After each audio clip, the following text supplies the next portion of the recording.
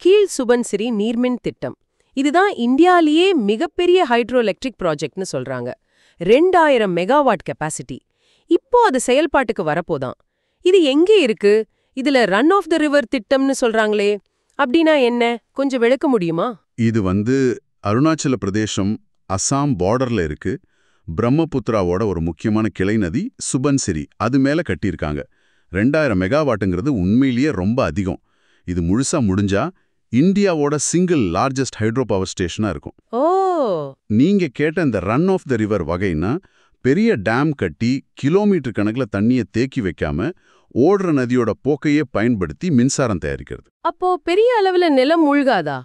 ஆமா, ஆனா பெரிய அளவில் நிலம் மூழ்கிறது குறையும், சூழல் பாதிப்பும் ஓரளவுக்கு கம்மி ஆகும்னு ஒரு கருத்து இருக்கு.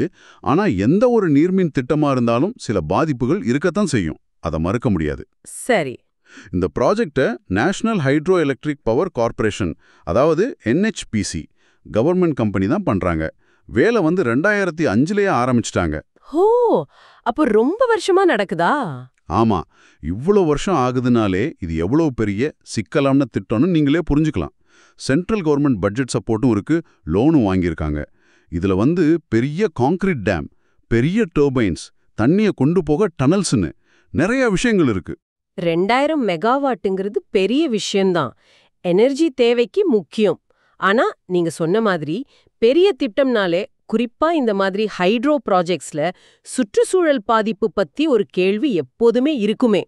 அதுவும் அருணாச்சல பிரதேசம் மாதிரி பயோடைவர்சிட்டி அதிகமா இருக்கிற இடத்துல இது என்ன மாதிரி தாக்கத்தை ஏற்படுத்தும்? நீங்க கேட்கறது ரொம்ப நியாயமான ஒரு கேள்வி. ரன் ஆஃப் தி ரிவர்னு சொன்னாலும் இவ்வளோ பெரிய கன்ஸ்ட்ரக்ஷன், நதியோட அந்த நேச்சுரல் ஃப்ளோவை மாத்துறது, இதெல்லாம் நிச்சயமா அந்த பகுதியோட சூழலில் ஒரு தாக்கத்தை ஏற்படுத்தும். மீன்களோட இடப்பெயர்ச்சி பாதிக்கப்படலாம், நதிக்கரை இருக்கிற காடுகளோட தன்மை மாறலாம். குறிப்பா சுபன்சிரி பாயிர ஏரியா பல்லுயிர் பெருக்கத்துக்கு ரொம்ப பேர் போன இடம்.